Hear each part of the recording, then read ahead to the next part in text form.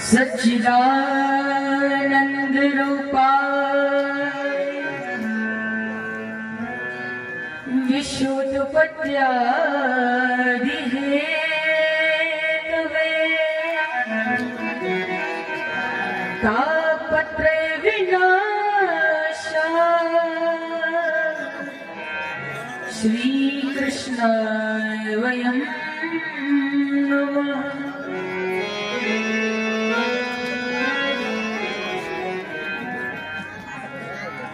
वरह पीडं नटवर्व कर्णयो कर्णकारं विप्रदवासं कनककपिशं वैजयन्तीं च माला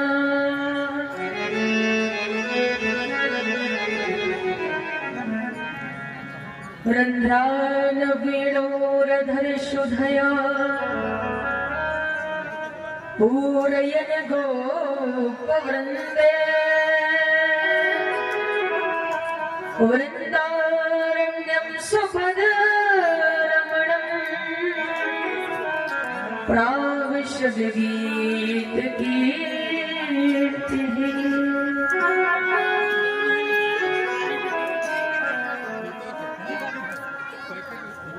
जय जय श्री रमण जय जय नवल किशोर जय गोपी चित चोर प्रभु जय जय माखन चोर।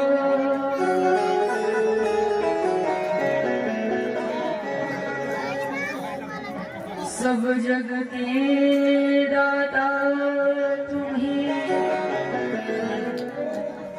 सब जग के आधार हाथ जोड़ विनती करो सुनना है कहता सुनना है करता।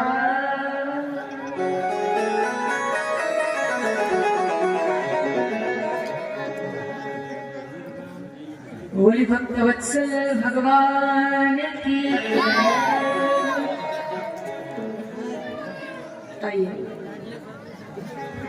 भगवान की भजन से वाणी को पवित्र करते हुए भजन के माध्यम से प्रभु से प्रार्थना करते हुए मन को प्रभु से जोड़ते हुए तत्पश्चात आगे बड़ी सुंदर कथा श्रवण करेंगे।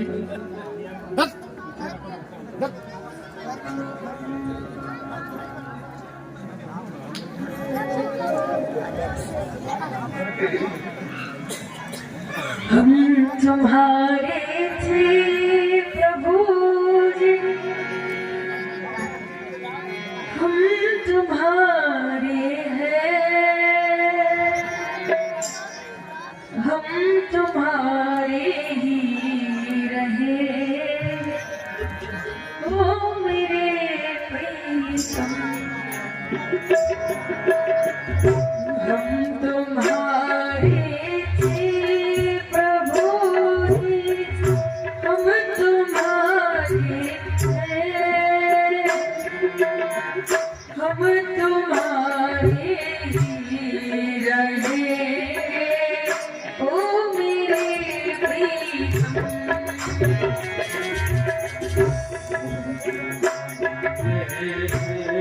प्रभु हम तुम्हारे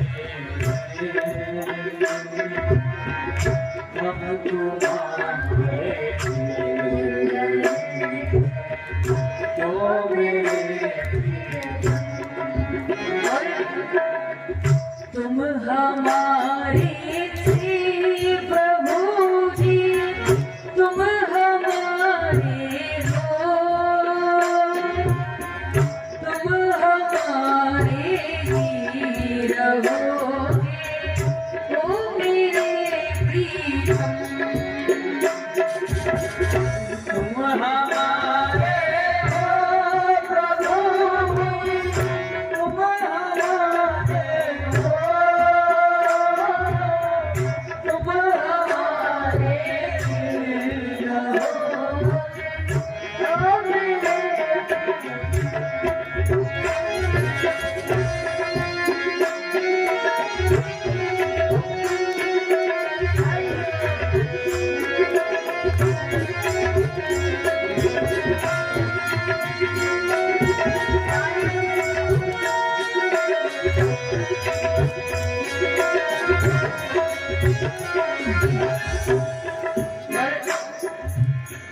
तुम्हें छोड़ सुनी नंद दुलारे, कोई न मित्र हमारा।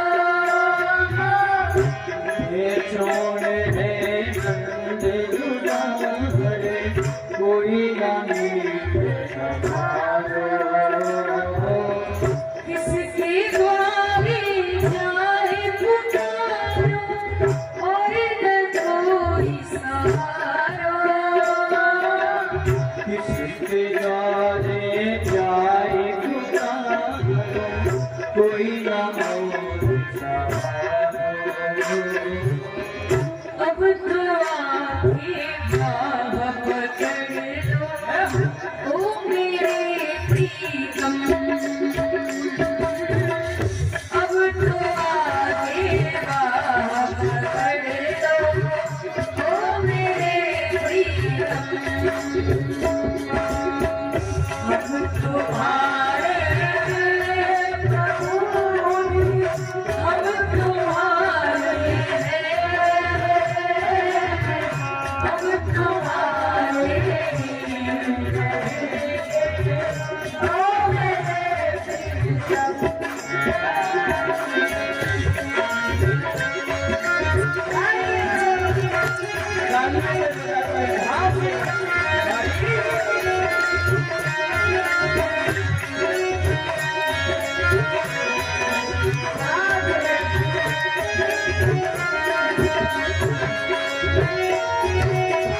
तेरे कारण सब जग छोड़ा, तुम सजदाता जोड़ा।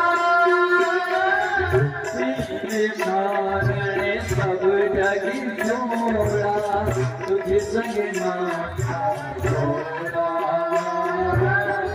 एक बार प्रभु बस ये कहना, तू मेरा मैं तेरा। एक बार प्रभु यही कह दो, तू मेरा तेरा। ओ सच्ची प्रीत की रीत निभा दो, ओ मेरे प्रीतम। सच्ची प्रीत की रीत निभा दो, ओ मेरे प्रीतम। हम तुम्हारी प्रभु जी, हम तुम्हारे हम तुम्हारे ओ मेरे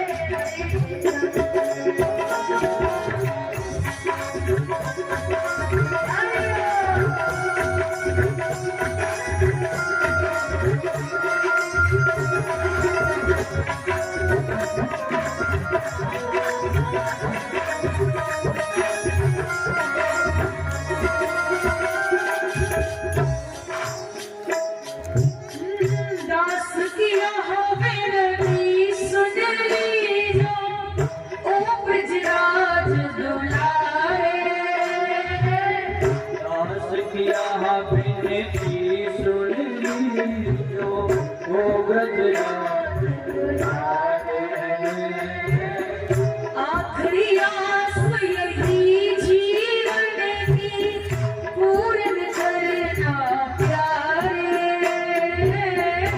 आखिरी इच्छा यही जीवन की, पूर्ण करना प्यारे। एक बार हृदय से लगाओ, एक बार हृदय से लगा लो, ओ मेरे प्रीतम। एक बार हृदय से लगा लो, ओ मेरे प्रीतम। तुम हमारी प्रभु जी, तुम हमारी हो, तुम हमारी वीर होगे, ओ मेरे प्रीतम। हम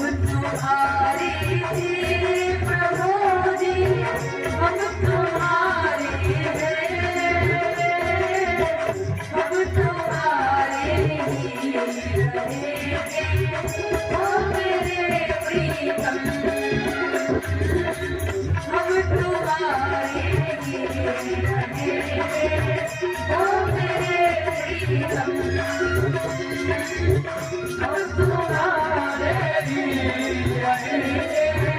ओ मेरे प्रीतम।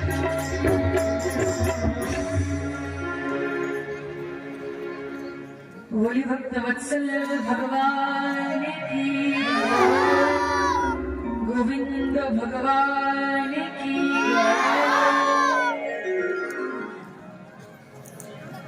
आइए तो मैं उन अनंत कोटि ब्रह्मांड नायक उस परम पिता परमात्मा के चरणों में अपने को समर्पित करते हुए आपको भगवान की पावन कथा श्रवण कराएंगे। और बड़ी सुंदर बात, आज कथा का पंचम दिवस और रात्रिकालीन वेला का कार्यक्रम भगवान के इस पावन प्रांगण में विराजमान समस्त भक्तगण, कमेटी के सदस्यगण, आचार्यगण, विद्वानगण, आज तक आप लोगों ने बड़ी सुंदर कथाओं को श्रवण किया। अभी अभी आप बड़ी सुंदर कथा श्रवण कर रहे थे। आइए आगे बड़ी सुंदर कथा आती है। श्री सुखदेव जी ने राजा परीक्षित को बताया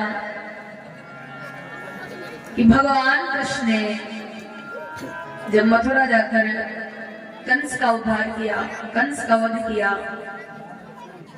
तो कंस की दो रानियां थी, अस्थि और प्राप्ति। पति की मृत्यु से उन्हें बड़ा दुख हुआ और वे अपने पिता मगधराज जरासंध के पास चली गई।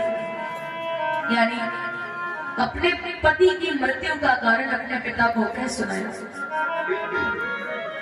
यह अप्रिय समाचार सुनकर पहले तो जरासंध को शोक हुआ, दुख हुआ, परंतु बाद में क्रोध से तिलमिला उठा। इसे क्रोध आ गया और जरासंध ने निश्चय किया कि कृष्ण ने मेरे दामाद को मारा है, मैं पृथ्वी पर एक भी यदुवंशी जीवित नहीं छोड़ूंगा। और इसने बहुत बड़ी युद्ध की तैयारी की कि मैं जाकर उन दोनों बच्चों को समाप्त कर दूंगा जिन्होंने मेरे दामाद को मारा। आज इसने युद्ध की बहुत बड़ी तैयारी की। बताते हैं 23 अक्षौहिणी सेना तैयार की। और कैसी सेना है? दल बादल छाए मथुरा पर, बलधारी बल पर आने लगे।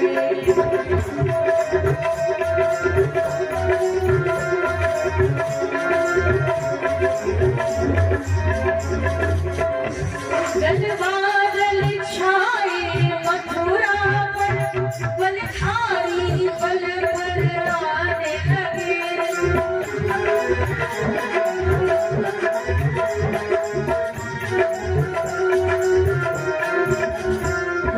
मंडल के मंडल मंडल चौतरफा से घुमड़ाने लगे।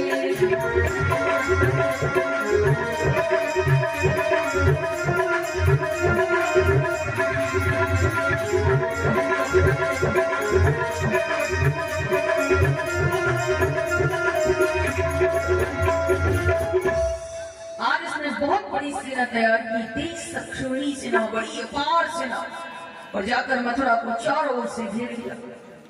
भगवान कृष्ण और बलराम ने देखा जरासंध की सेना क्या उमड़ता हुआ समुद्र है, इतनी अपार सेना। पर भगवान ने सोचा कि पृथ्वी का भार हटाने के लिए इन दुष्टों को मारना ही उचित है। यदि पृथ्वी का भार हटाना है तो फिर इनका संहार करना पड़ेगा।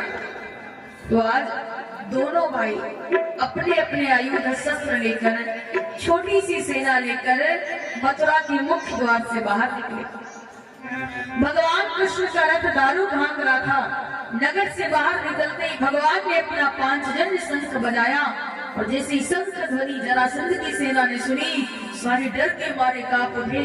और जरासंध ने देखा तो आदेश दिया, मारो मारो, एक भी जीवित न बचने पावे। तो भगवान ने अपना सारंग धनुष उठाया और इतनी फुर्ती से बाणों की वर्षा की मानो कोई लुकाई मारा हो।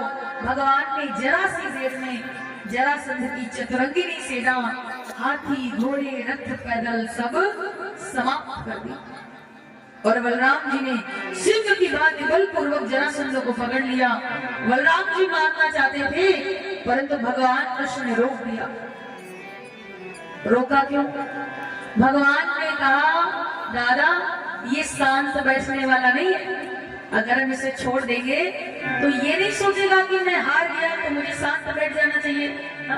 तो ये शांत बैठने वालों में से नहीं है। अगर हम इसे छोड़ देंगे ये फिर से युद्ध करने आएगा, फिर से सेना लेकर आएगा, यानी दुष्टों को मारने के लिए हमें कहीं जाना नहीं पड़ेगा, ये यहीं के बैठे लाता रहेगा और हम मारते रहेंगे। तो बलराम जी ने कृष्ण की बात को मानकर जरासंध को छोड़ दिया। भगवान रणभूमि से अपार धन और वीरों के आभूषण ले आए, जो नानाओं से उनके पास भेज दिए। बताते हैं जरासंध ने मथुरा पर कितने बार आक्रमण किया? सुना नहीं कहीं? बताते हैं भगवान जरासंध को छोड़ देते हैं, तो भगवान ने जब जरासंध को छोड़ा तो जरासंध ने एक दो बार नहीं, मथुरा पर 17 बार आक्रमण किया। 17 बार आक्रमण किया, पर भगवान सेना को मारकर जरासंध को छोड़ देते हैं। जरासंध को नहीं मारा। बताते हैं कि यहाँ दानवों का किया कृष्णचंद्र ने नारद ऋषि पहुंचे वहां काल यमन के पास। बता दे, इधर भगवान तो जरासंध से युद्ध करने में लगे थे। ऋषि नारद ने सोचा जरासंध तो लाइन में लगाई है, नंबर पे लगाई है, तो क्यों ना काले वन को भी भेज दिया जाए। तो आज भगवान जरासंध का इंतजार कर रहे थे कि आएगा युद्ध करने, और हुआ क्या, ऋषि नारद काले मन के पास पहुंचे। काले मन ने देखा, यथावत सम्मान किया, हाथ जोड़कर बोला, ऋषि नारद से कहिए महाराज क्या इच्छा लेकर आए हो? ऋषि नारद ने कहा, हमारी इच्छा की बात कर रहे हो? अरे आपके ऊपर बहुत बड़ी आपत्ति आने वाली है, आपको कोई चिंता नहीं है? कालीमन कहने लगा, महाराज मेरे ऊपर कौन सी आपत्ति आने वाली है? अरे ऋषि नारद ने कहा, तुम्हें नहीं मालूम, वृंदावन से जो लड़का मथुरा आया उसने कंस को मार दिया। जरासंध ने जाना उस पर आक्रमण किया तो उसने जरासंध को भी युद्ध में परास्त कर दिया। काम तुम्हारी बारी है, जल्दी से तैयार हो जाओ। इसने कहा, मुझे क्या करना चाहिए? नारद जी कहते हैं, सुनो, कार्य कर्तव्य न सिद्धते न च मनोरथ है सुप्तम सिंहस्य प्रवसन्ते न मुखे मृगा। अर्थात कार्य करने से सिद्ध होता है, सोचने से नहीं। सोते हुए सिंह के मुंह में कहीं हिरण नहीं प्रवेश करते हैं, दौड़ के पकड़ना पड़ता है। तो ऋषि नारद कहते हैं,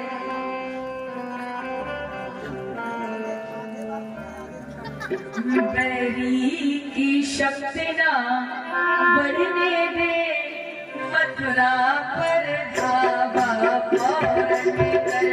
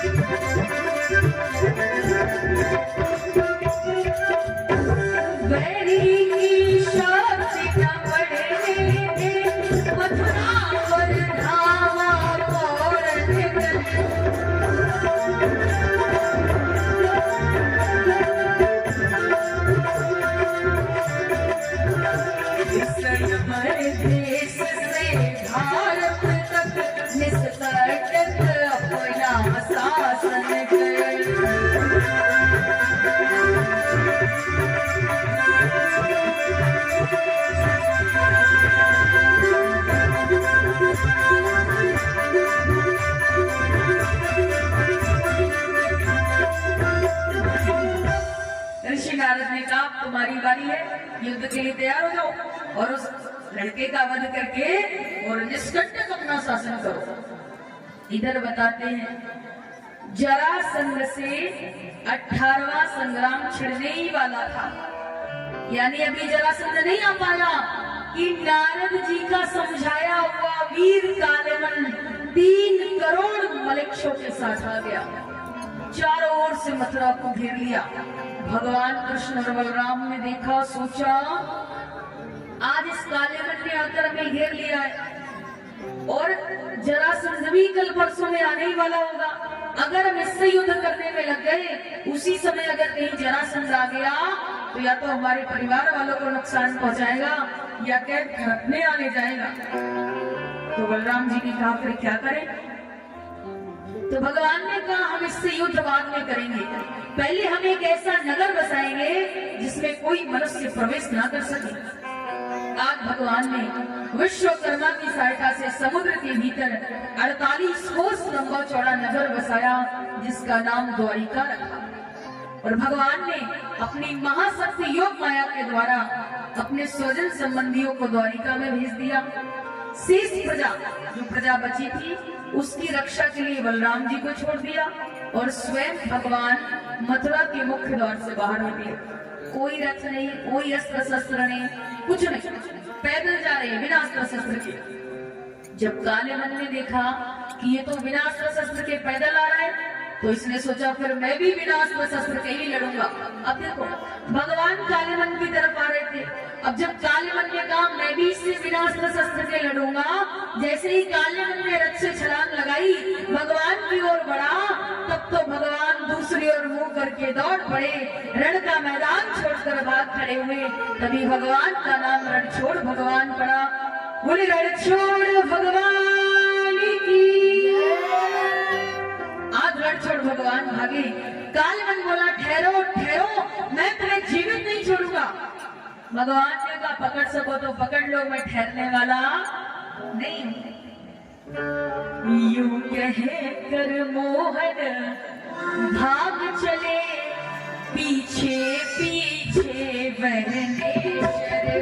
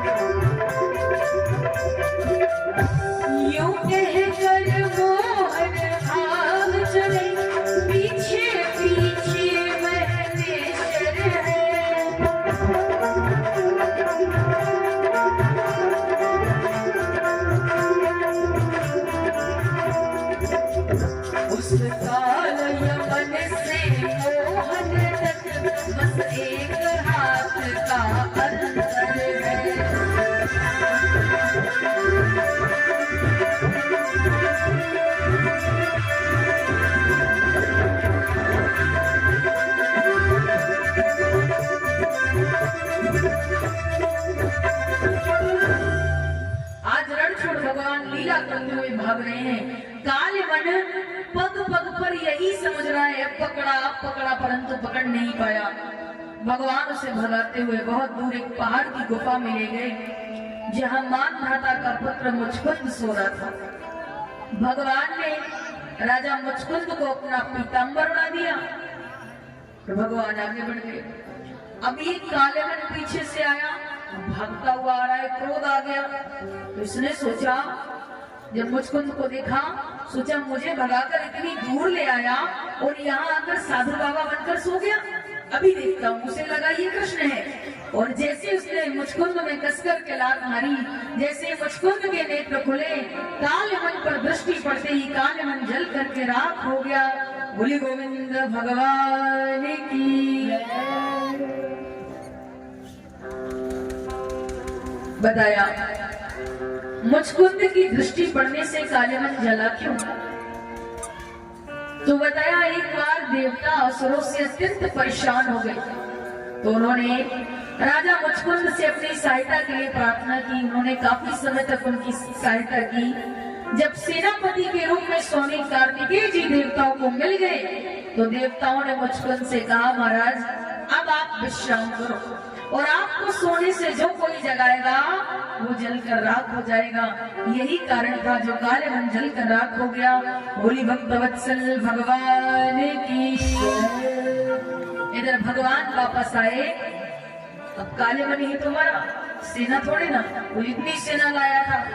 तो भगवान ने सारी सेना का संहार किया और अभी रण के मैदान में थे, वीरों के आभूषण वगैरह इकट्ठे करके द्वारिका भिजवा रहे थे कि इतने में फिर जरासंध 18वीं बार 23 लक्षोहिणी सेना लेकर आ गया। जैसे कृष्ण और बलराम ने देखा तो दोनों भाई सारा धन रणभूमि में छोड़कर मनुष्यों की भांति दौड़ पड़े। जब जरासंध ने देखा ये तो भागे जा रहे हैं, तो उसने अपनी रथ सेना से उनका पीछा किया। तो कृष्ण और बलराम भागते हुए एक बहुत ऊंचे पर्वत पर चढ़ गए। जब जरासंध ने देखा ये पर्वत पर चढ़ गए, तो उसने पर्वत में नीचे से अग्नि लगवा दी, चारों ओर से पर्वत जलने लगा। जब दोनों भाइयों ने देखा कृष्ण और बलराम ने पर्वत जल रहा है, तो दोनों भाई उस 44 कोस ऊंचे पर्वत से जरासंध की सेना को लांघते हुए कूद पड़े। जरासंध की सेना में उन्हें किसी ने नहीं देखा और वहां से भगवान द्वारिका चले गए। जरासंध को लगा कि कृष्ण और बलराम दोनों जल गए, उन्हें मरा समझकर वो प्रसन्न होकर अपने मगध देश को वापस चला गया। बोली गोविंद भगवान की। नवम स्कंद में कथा ये है कि अनर्थ देश के राजा श्री रेवत जी ने ब्रह्मा जी की प्रेरणा से अपनी रेवती नाम की कन्या का विवाह बलराम जी के साथ में किया। बोली बलदेव जी महाराज की। और अब इस कथा को यदि अध्यात्म दृष्टि से देखा जाए तो महाराज जरासंध क्या है और मथुरा क्या है, तो बताया ये हमारा जो शरीर है ना मानवपुरी, यही मथुरापुरी है। अब उधर जैसे ही कथा में 50वां अध्याय लगा, उत्तरार्ध शुरू हुआ तो जरासंध के आक्रमण प्रारंभ हो गए। और इस मानवपुरी में भी उत्तरार्ध लगते ही 50 साल के बाद जरा नाम बुढ़ापे का है, बुढ़ापे के आक्रमण प्रारंभ हो जाते, जरासंध के आक्रमण प्रारंभ हो जाते। तो जैसे भगवान ने टक्कर ली ना 17 बार हराया, हम भी खूब चमन पास खा कर टक्कर लेते हैं, पर प्यारे इससे कहां तक लड़ोगे, ये तो पीछा छोड़ने ही वाला नहीं है। 17 बार हरा दिया तो फिर 18वीं बार आ गया। और जब बुढ़ापा काल के साथ आता है, जब काल ने मनाया तो भगवान को भी मथुरा छोड़नी पड़ी, दूसरा नगर बसाना पड़ा द्वारिका।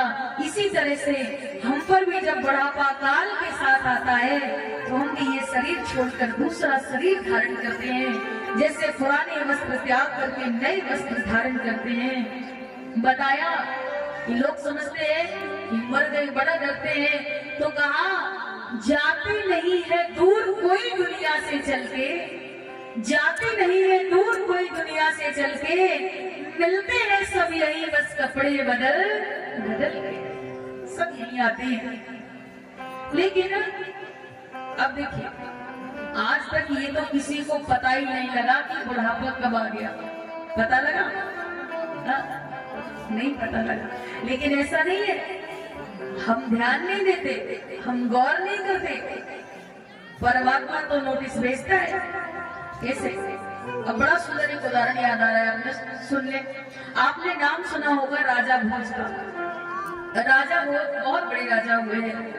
तो राजा भोज एक बार अपने गांव की गली में घोड़े पर सवार होकर जा रहे थे।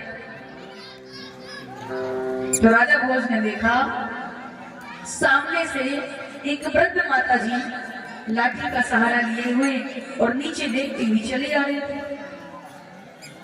तो जब राजा भोज ने देखा, उसे नहीं मालूम था, तो राजा भोज ने सोचा ये माता जी इस गली में लग रहा है इनका कुछ खो गया है, जो ये नजर नीचे किए हुए और ढूंढती हुई आ रही है, कुछ खो गया है। तो राजा भोज माता जी के पास पहुंचे, घोड़ी को रोका और कहते हैं झुक झुक चाले डोकरी काकी काड़े खोज, और क्या तेरा कुछ खो गया पूछे राजा। राजा भोज ने कहा माता जी मैं देख रहा हूँ आप इस गली में गर्दन नीचे गिरे हुए सर झुकाई चली आ रही है, आपका क्या खो गया है मुझे बताओ। ओहो, उन्होंने सोचा मालूम पड़ता है अभी इसे पता नहीं है। तो उन माता जी ने कहा, सुन राजा भोज, तू पूछ रहा है झुक झुक चाले डोकरी काकी काड़े खोज, तो सुन राजा भोज, मेरे से तो ऊपर गई काकी काड़ो खोज, और तो पर से भी जाएगी कतितरावे। कहने लगी है राजा भोज, किसी दिन मैं भी तेरी तरह इन्हीं गांव की गलियों में सर उठाकर चला करती थी, और इन्हीं गलियों में आते जाते पता नहीं लगा कब बुढ़ापा आ गया, पता तो तब लगा कब कि आएगा बुढ़ापो तब जानी, धोखा दे गए जवान। अब देखो, अब जिन पे आ गया है वो बजा ले तालियां, और जिन पे नहीं आया है वो और बजाए, समझ जाए हाँ कि आने वाला है। आएगा बुढ़ापो तब जानी, धोखा दे गए जवान।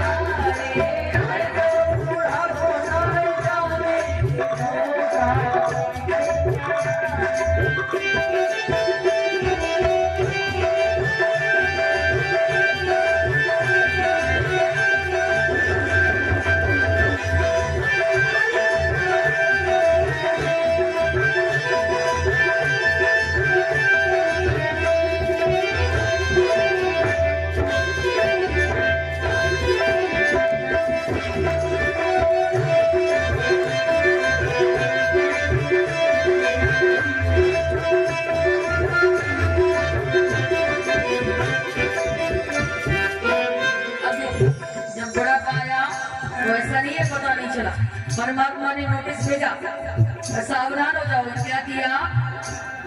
पहला बुढ़ापा बालों पे आया, बालों पे आया,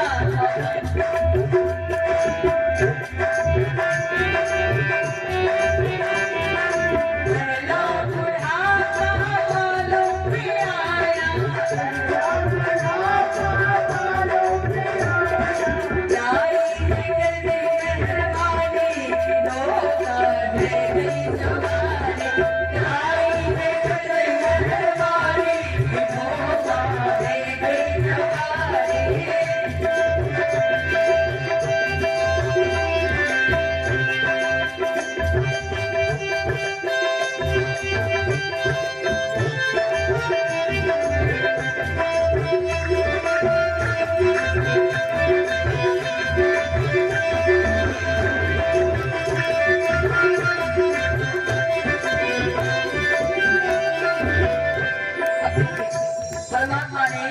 पहला नोटिस भेजा। क्या?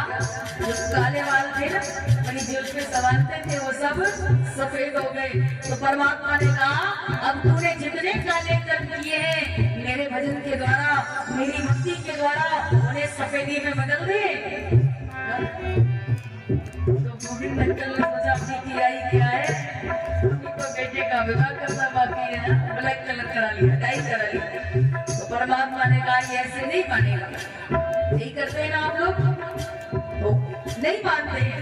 परमात्मा ने दूसरा नोटिस भेजा, और क्या भेजा? दूजा बुढ़ापा आंखों पे आया, आंखों पे आया, आंखों पे आया, आंखों पे आया,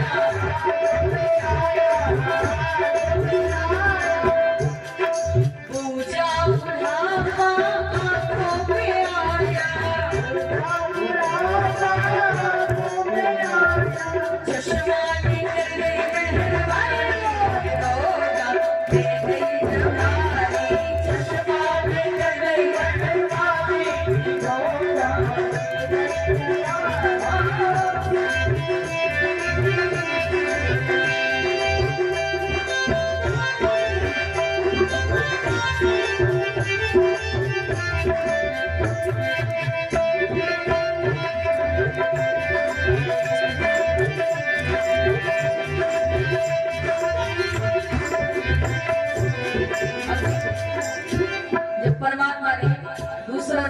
श्याम आंखों से कम दिखाई देने लगा। परमात्मा ने कहा अब तो तू बाहर का देखना बंद कर, अब तो नेत्र बंद करके बैठ जा और अपने हृदय में मेरा चिंतन कर, मेरा मनन कर। तो हम कहते हैं अभी हमने देखा ही क्या है, अभी राम मंदिर तो देखना बाकी है, अयोध्या जाना बाकी है, और अभी तक तो पोते का विवाह भी नहीं हुआ, बारात में जाना बाकी है ना। तो चश्मा सेट करा लिया। तो परमात्मा ने कहा ये ऐसे नहीं मानेगा, तो तीसरा नोटिस भेजा। और क्या? तीजा बुढ़ापा कानों में आया, तीजा बुढ़ापा कानों में आया,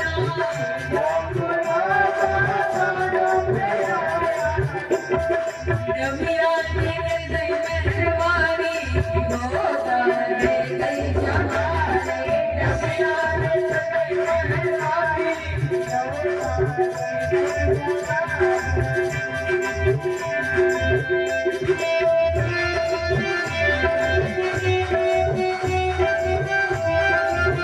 मेहरबानी होता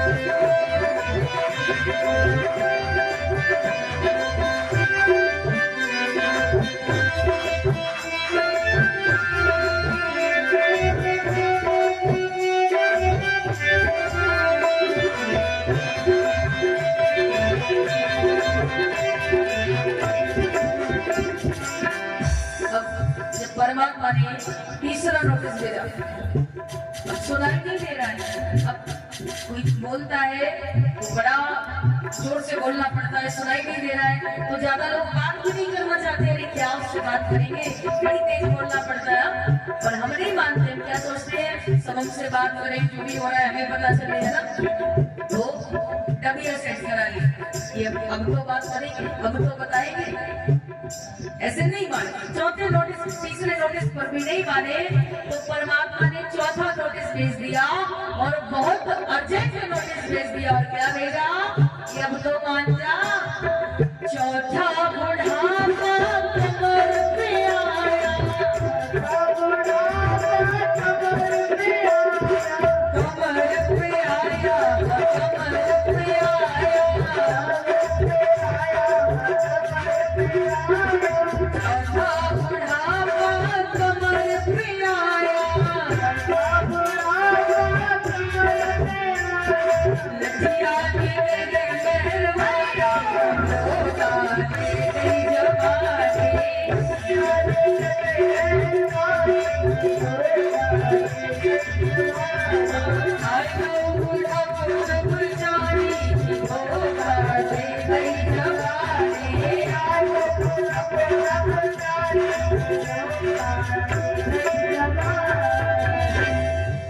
जब परमात्मा ने चौथा नोटिस भेजा, क्या कमर कमान हो गई, झुक गई, अब चला नहीं जा रहा है।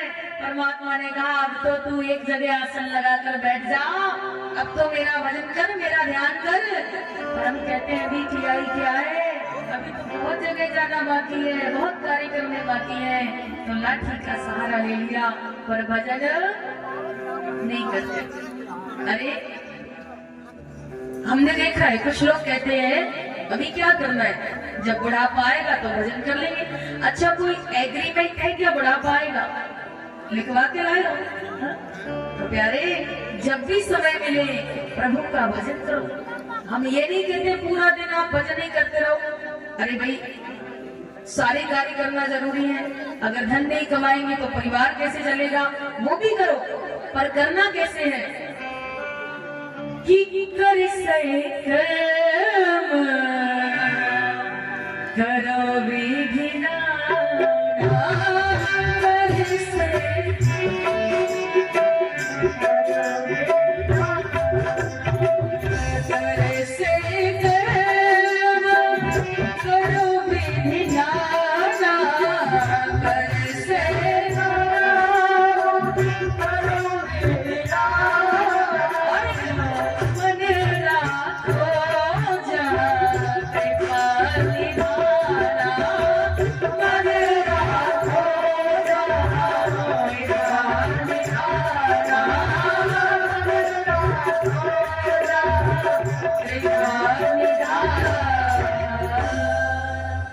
क्या कहा? सारे कार्य करो। हम ये नहीं कहते गृहस्थी के कार्य मत करो, धंधा कमाओ, सब करो, पर परमात्मा को याद में रख कर करो, है ना। हम माताएं कहती हैं हमें समय नहीं मिलता, पर यदि आपको प्रभु को याद करना है, आप घर के कार्य भी कर रही हैं, घर में झाड़ू लगा रही हैं, तो ये मत सोचो कि हम अपने घर में झाड़ू लगा रहे हैं, ये सोचो ये तो प्रभु का मंदिर है, प्रभु के मंदिर की सफाई कर रहे हैं, तो ये भी भक्ति का एक अंग बन जाएगा। जब भोजन बनाओ तो ये मत सोचो सिर्फ परिवार वालों के लिए भोजन बना रहे हैं और कुछ नहीं, सोचो प्रभु के लिए प्रसाद तैयार कर रहे हैं। हाँ? भोजन बनाओ, सुंदर गीत गाओ, प्रभु को याद करो। जरूरी नहीं कि जब बैठेंगे माला पकड़ेंगे तभी भजन होगा। तो कहा प्यारे, हम कार्य भी करते जाएं, प्रभु को याद भी करते जाएं, और बड़ा सुंदर भजन कवि ने लिखा क्या? अभी जो हम सुनते हैं, अब देखिए, अब यहाँ बैठे हैं तब तो बड़ा ध्यान से सुनते हैं, पर जैसे यहाँ से जाएंगे फिर से वही कार्य में लग जाते हैं, सब भूल जाते हैं कि क्या सुना था। पर समझाएंगे तो जरूर, क्योंकि हमें तो इसी बात का पैसा मिल रहा है कि भजले प्राणी अरे अज्ञानी, 2 दिन की जिंदगानी, व्यर्थ क्यों भटक रहा है, व्यर्थ क्यों भटक रहा है। भजले प्राणी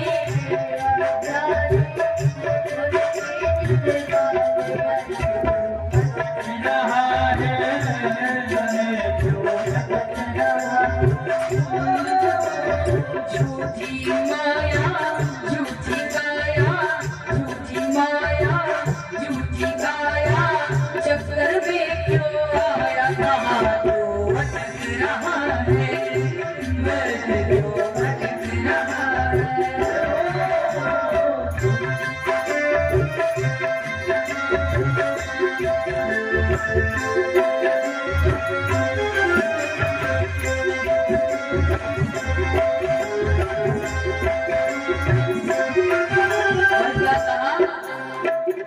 नर्तन मिला है तुझे तो क्यों रहा है इस खेल में, नर्तन मिला है तो क्यों रहा है, कंचन सिकाया तेरी उलझी है विषयों के मेल में,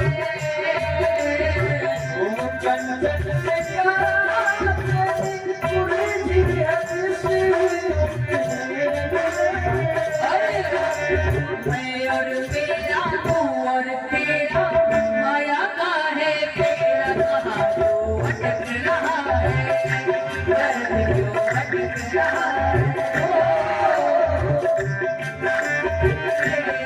अज्ञानी 2 दिन की जिंदगानी, कहाँ क्यों भटक रहा है।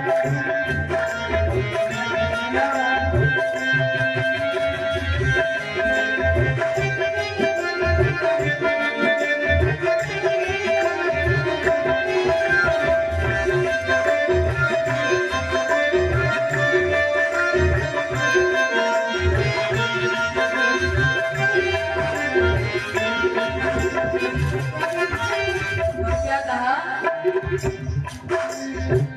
चंचल कुमारी मन, अब तो जन्म को सवार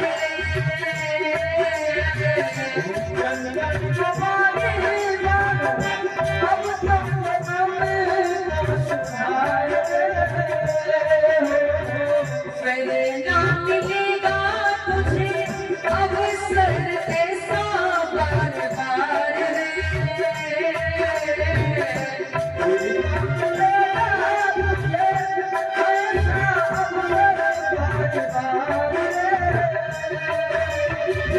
अज्ञानी भजना दानी, भजरे सारे मिसास भटक रहा है, व्यर्थ क्यों भटक रहा है।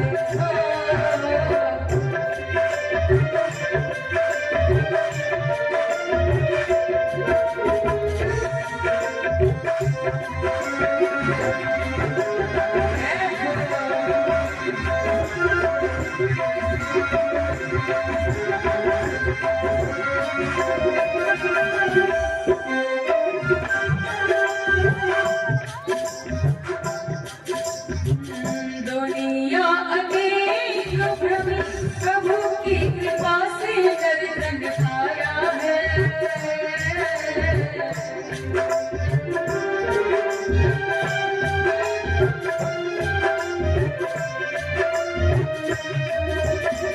सुख के वसन में बस गए, इनसे न प्रेम बढ़ाया है।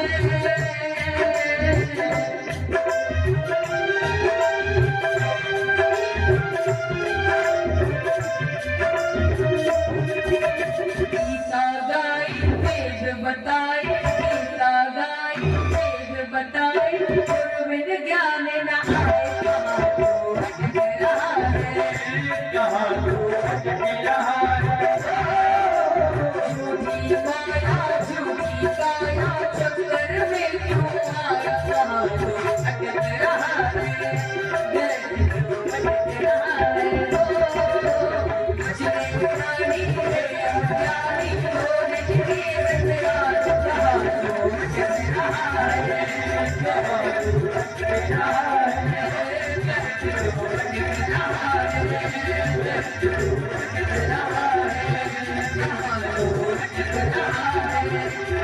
तो भटक रहा है।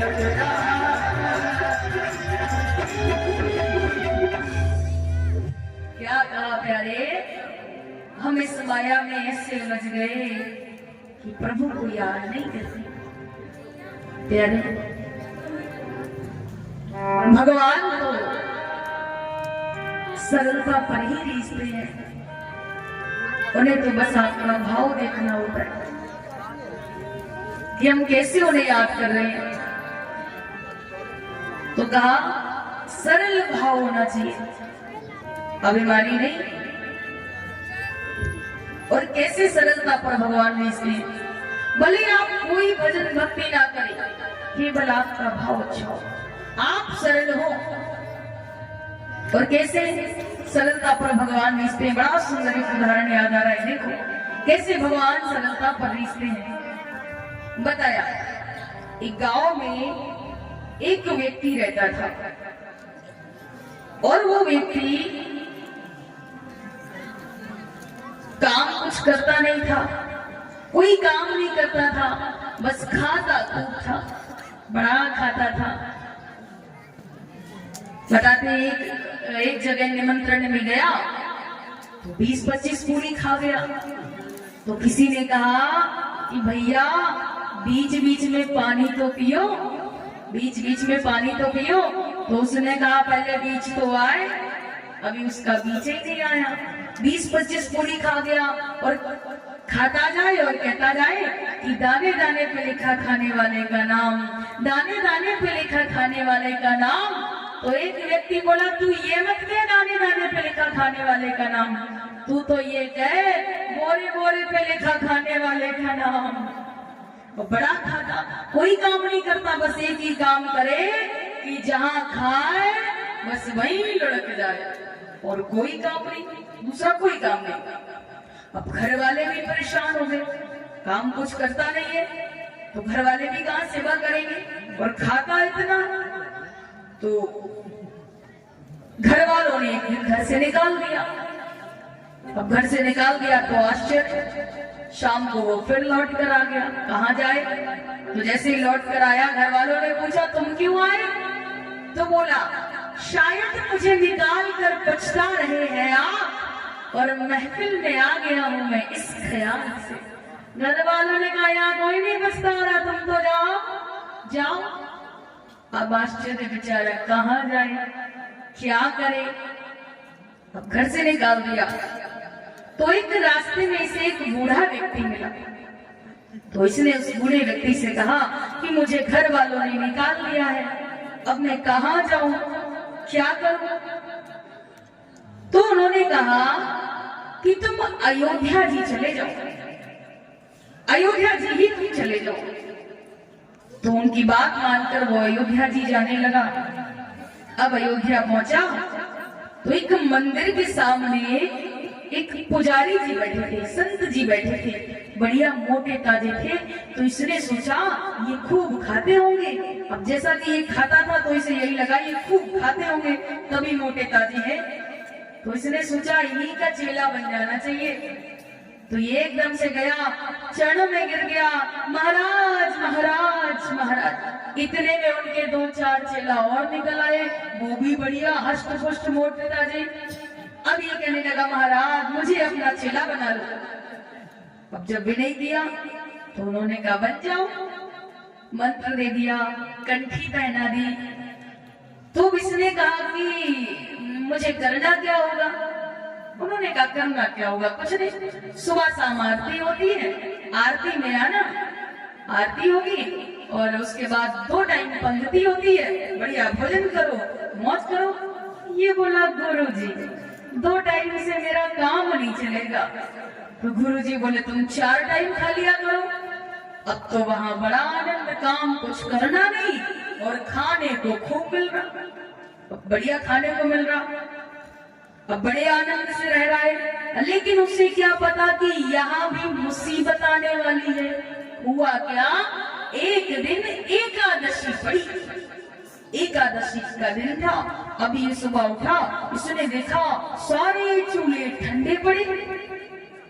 अब ये गुरुदेव के पास पहुंचा, बोला गुरुजी आज भोजन नहीं बनना, आज भोजन नहीं बनेगा। गुरुदेव बोले अरे हम तुम्हें बताना भूल गए, आज एकादशी है। बोला एकादशी मतलब? कहा आज ना कुछ बनेगा और ना कुछ मिलेगा। इसने कहा गुरुजी अगर आज हमने एकादशी की, मतलब आज अगर हमने एकादशी का व्रत रखा तो द्वादशी तो हम देख ही नहीं पाएंगे, पहले ही मर जाएंगे। गुरुजी ने कहा तो तुम बना लोगे, भोजन बना लोगे? इसने कहा गुरुजी मरता क्या नहीं करता, हम सब बना लेंगे। तो उन्होंने कहा ठीक है, तुम भंडारे से जाकर सारी सामग्री ले लो और यहाँ तो नहीं बनना, सरयू जी के किनारे बैठकर भोजन बना लो। इसने कहा ठीक है। तो गुरुजी ने कहा सुनो, अब तुम बाबा हो गए हो, तो जब भोजन बन जाए खाने से पहले भगवान को बुला लेना, भगवान का भोग लगा देना। इसने कहा ठीक है। अब भंडारे में से इसने 2.5 सेर आटा और उसी के हिसाब से सारी सामग्री लेकर चला। अब पहुंचा, अब जल्दी जल्दी बनाए, जो कि बहुत भूख लग रही थी, डेली बना बनाया मिलता था, आज बनाना पड़ रहा है, तो जल्दी जल्दी बनाए। और जब बनकर तैयार हुआ तो उसे याद आया गुरुदेव ने कहा था भगवान को बुला लेना। तो आज बड़े प्रेम से भगवान को बुलाता है, क्या कहता है, मेरी राम आइए, राजा राम आइए, मेरे भोजन का भोग लगाइए, मेरे राम आइए, राजा राम आइए, मेरे भोजन का भोग लगाइए, मेरे राम आइए, राजा राम आइए, मेरे भोजन का भोग लगाइए।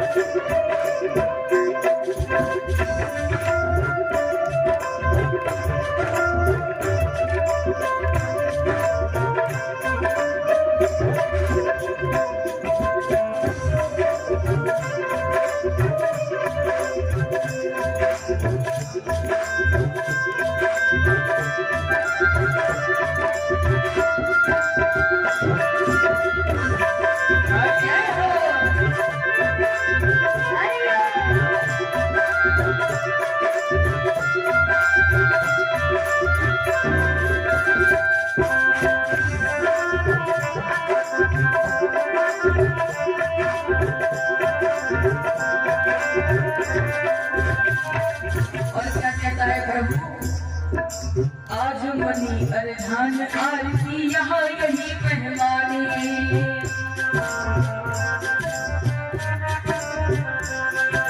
रूखी रोटी पाओ प्रेम से पियो नदी का पानी,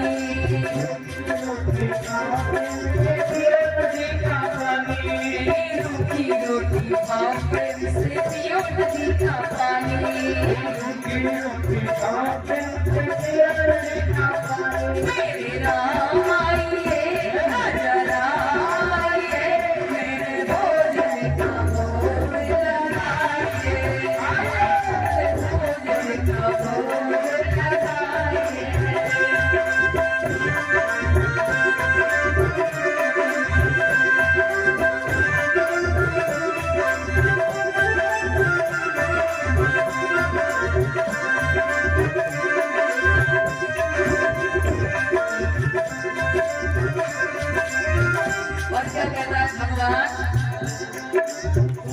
और कचौड़ी भगवान सेवक ने न बनाई।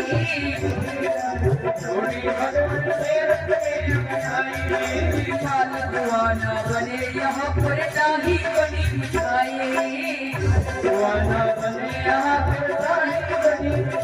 मेरे राम आइए राजा राम आइए मेरे भोजन का भोग लगाइए।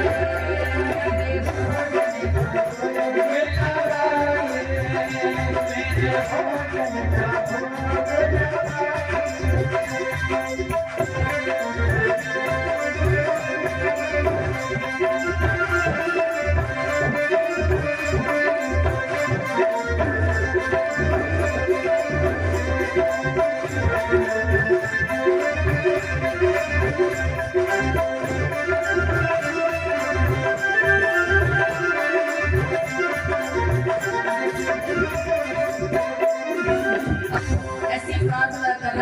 अभी तक भगवान नहीं आए।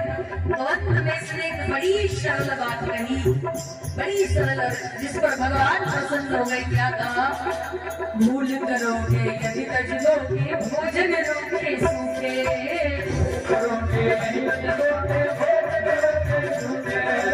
एकादशी आज मंदिर में बैठे रहोगे भूखे।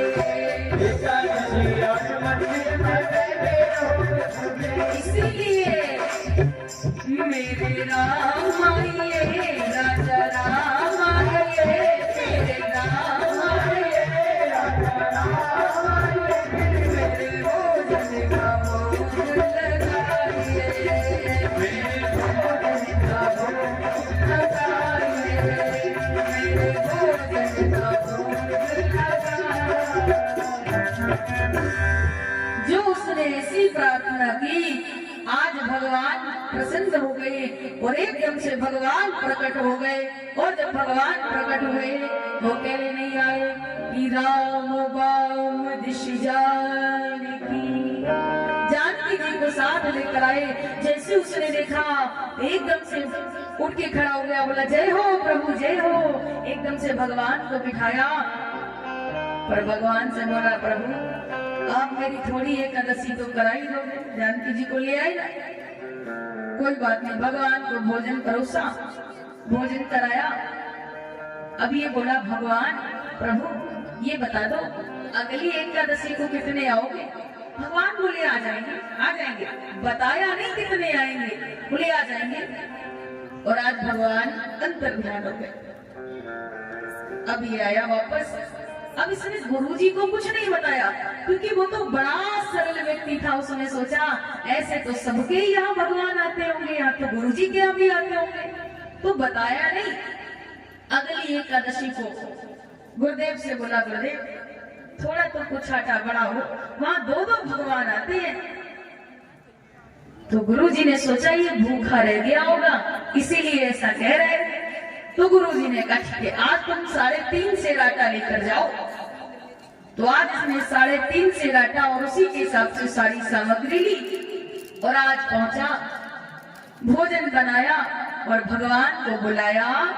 तो आज बुला रहा है कि मेरे राम आइए सीताराम आइए मेरे भोजन का भोग लगाइए। मेरे भोजन का भोग लगाइए। मेरे भोजन का भोग लगाइए।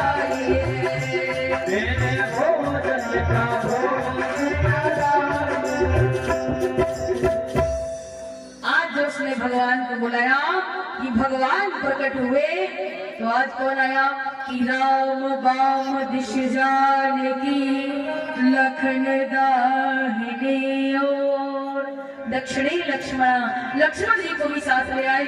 जो उसने देखा बोला जय हो प्रभु जय हो। लेकिन फिर एकदम से बोला प्रभु ये भाई सर जी कौन है? राम जी ने कहा हमारे छोटे भाई हैं, छोटे भाई। ऊपर से नीचे तक देखा, बोला लगते तो नहीं है ना स्वरूप से ना स्वभाव से।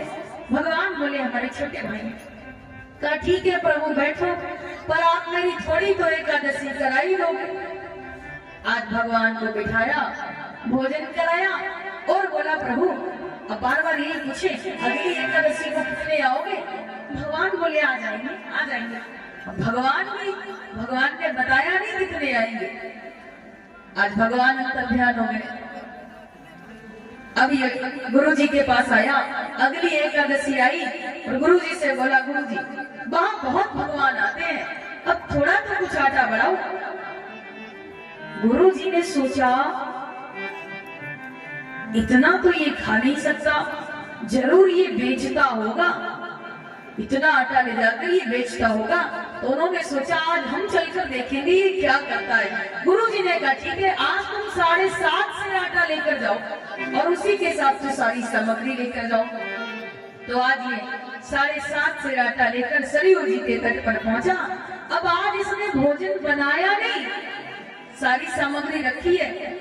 सोचा भगवान को बुला लेते हैं, देखे कितने आएंगे। और सोचा जब मुझे मिलना ही नहीं है तो बनाने से क्या फायदा। और आज भगवान को बुलाने लगा। ऐसा विचित्र भक्त, भोजन बनाया नहीं और भगवान को बुलाने लगा कि मेरे राम आइए, सीता राम आइए, लक्ष्मण राम आइए, मेरे भोजन का भोग लगाइए। मेरे राम आइए, सीता राम आइए, मेरे भोजन का भोग लगाइए। मेरे भोजन का भोग लगाइए। मेरे भोजन का भोग लगाइए।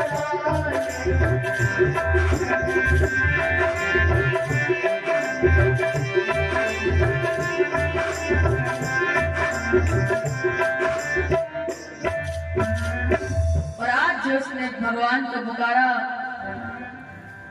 और आज बड़े भक्ति भाव से उसने भगवान को पुकारा तो हुआ क्या, जैसे ही पुकारा कि तत्क्षण सरयू तट पर राम दरबार प्रकट हो गया। बोले राम दरबार की। आज राम जी, लक्ष्मण जी, सीता जी, हनुमान जी, भरत जी, शत्रुघ्न जी, राम दरबार, पूरा दरबार प्रकट हो गया। जो इसने देखा बोला जय हो प्रभु जय हो। एक को बुलाया 2 आए, 2 को बुलाया 3 आए और आज सब इकट्ठे।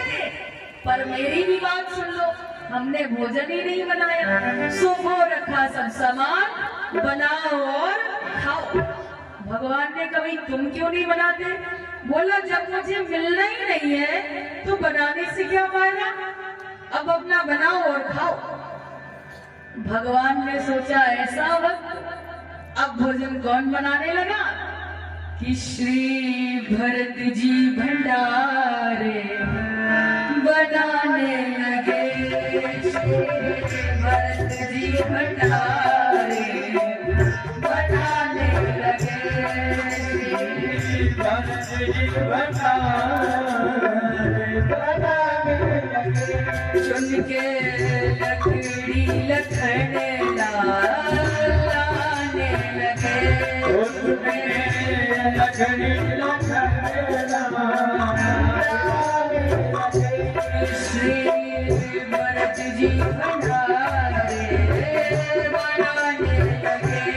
श्री भरत जी भंडारे बनाने लगे। चुनके लकड़ी लखने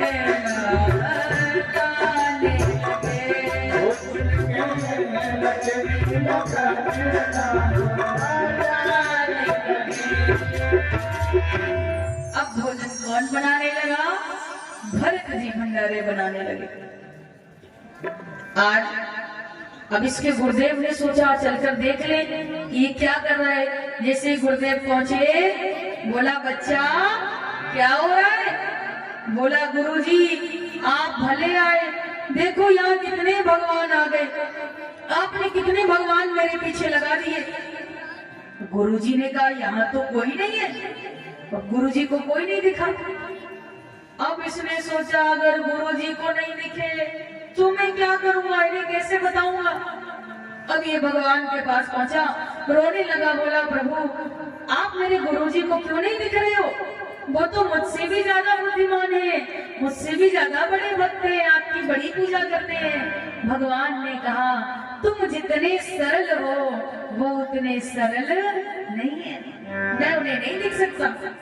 अब ये गुरु जी के पास पहुंचा, बोला गुरु जी भगवान कह रहे हैं मैं जितना सरल हूँ आप उतने सरल नहीं है। ओहो, गुरु जी की आंख से आंसू निकल पड़े। बोले वास्तविक जीवन में सब कुछ मिला पर जिससे भगवान प्रसन्न होते हैं सरलता ही नहीं मिली, सरलता नहीं मिली। आज जब गुरुदेव रोए और उसने प्रार्थना की प्रभु मेरे गुरु जी को भी दिखाई दो, तो आज भगवान ने गुरु जी को भी दर्शन दिया। बोले गोविंद भगवान की, राजा रामचंद्र भगवान की। कहने का मतलब भगवान तो सरलता पर ही रीझते हैं जाने। इसीलिए जब भी प्रभु को याद करो तो मन से प्रभु को याद करो, प्रभु का भजन करो। बोली गोविंद भगवान की। आइए एक भजन बोले और उसके बाद जैसा भी होगा बताया जाएगा।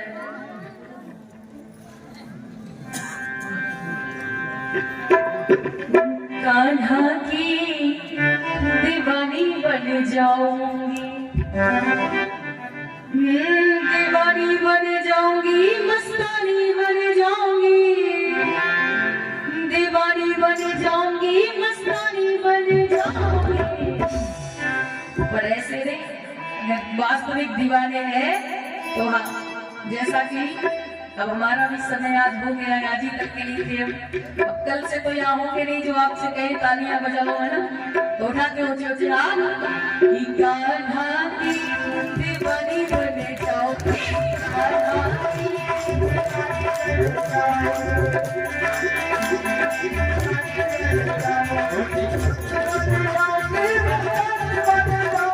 दीवानी बन जाऊंगी, मस्तानी बन जाऊंगी, कान्हा की दीवानी बन जाऊंगी,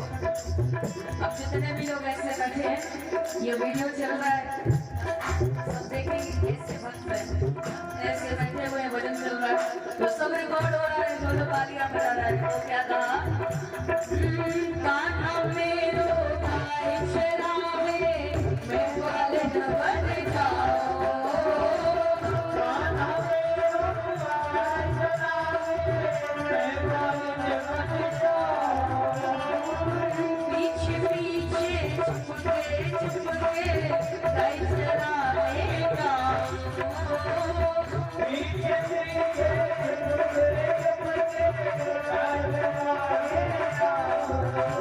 कहानी बन जाऊंगी, कहानी बन जाऊंगी, कहानी बन जाऊंगी, कहानी बन जाऊंगी, कान्हा की दीवानी बन जाऊंगी, कान्हा की दीवानी बन जाऊंगी, कान्हा की दीवानी बन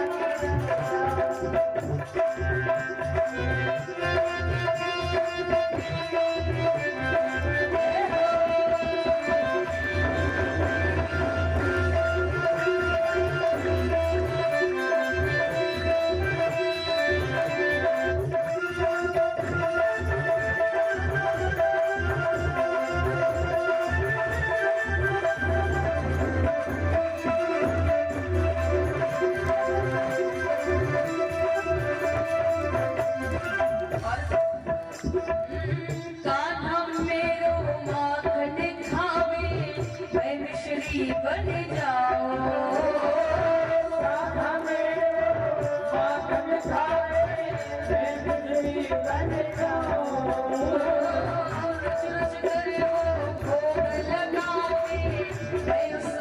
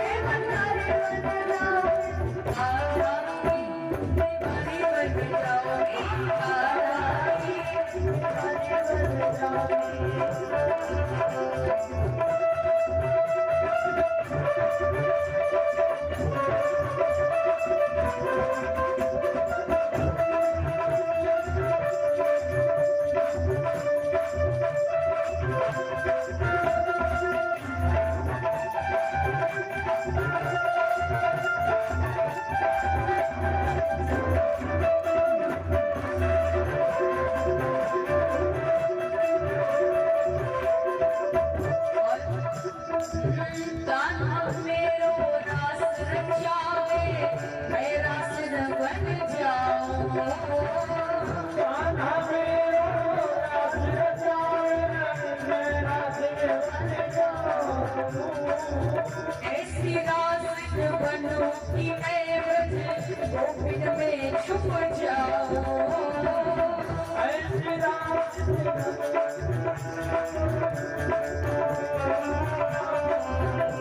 कहानी बन जाऊंगी, कहानी बन जाऊंगी, कान्हा की दीवानी बन जाऊंगी, कान्हा की दीवानी बन जाऊंगी।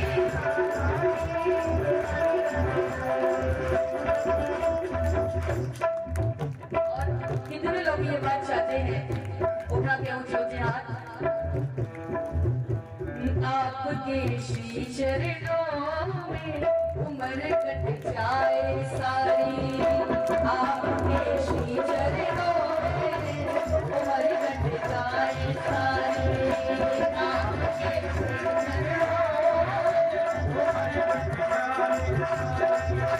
जिधर भी देखो ऐसे युगल छवि श्याम बिहारी, जिधर भी देखो ऐसे युगल छवि आपके श्री चरणों में उम्र कट जाए सारी, आपके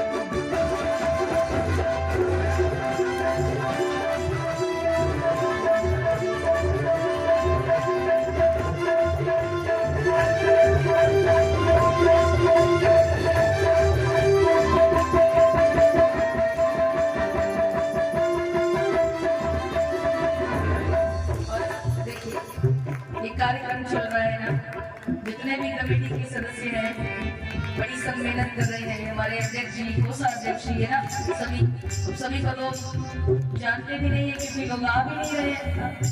तो ये लोग क्या चाहते हैं, मेरा आपकी कृपा से सब काम हो रहा है, मेरा आपकी कृपा से सब काम हो रहा है, मेरा आपकी कृपा से सब काम हो रहा है,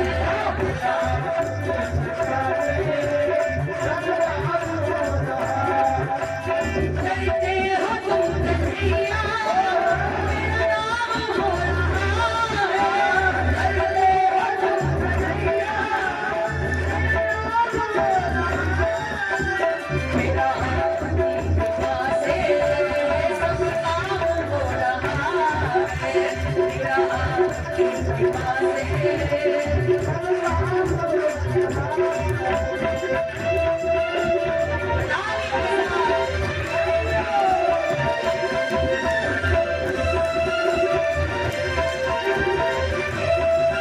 हो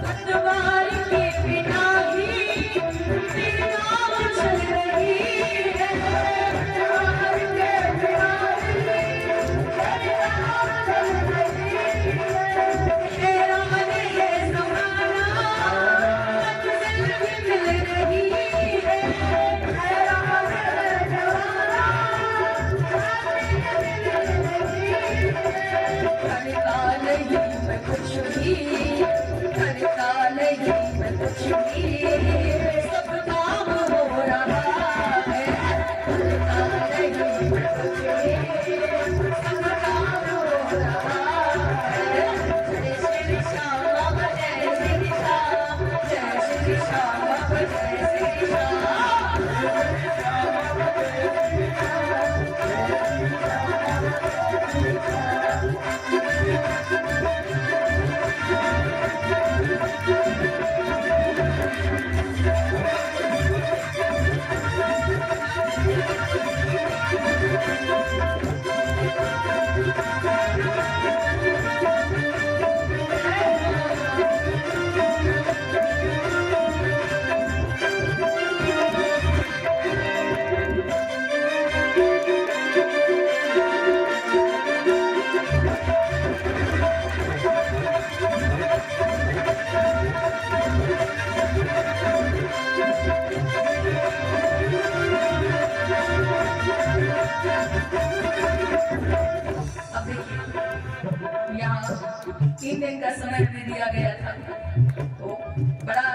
अच्छा कथा में आप लोगों को आनंद आया? जिनको आया वो गाना ऊंचे ऊंचे हाथ। सभी को आनंद आया तो कथा सफल हुई। मतलब यही होता है। तो हम यहाँ रहे, सभी ने बड़ी सेवा की हमारी, जैसा कि कल गाना है ना, तो बड़ा आनंद आया। सभी ने बड़ी सेवा की, बड़ा सम्मान किया। तो अब क्या कहना है? हम तो जाने अपने गाँव, सबको राम राम राम। हम तो जाने अपने गाँव, सबको राम राम राम। हम तो जाने अपने गाँव, सबको राम राम राम। सबको राम राम राम। सबको राम राम राम। सबको राम राम राम।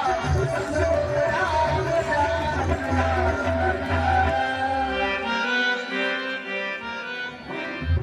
राजा रामचंद्र भगवान की, भक्तवत्सल भगवान की। आइए, जैसा कि झांकी आ रही है आपके मध्य में, किस तरह से भगवान कृष्ण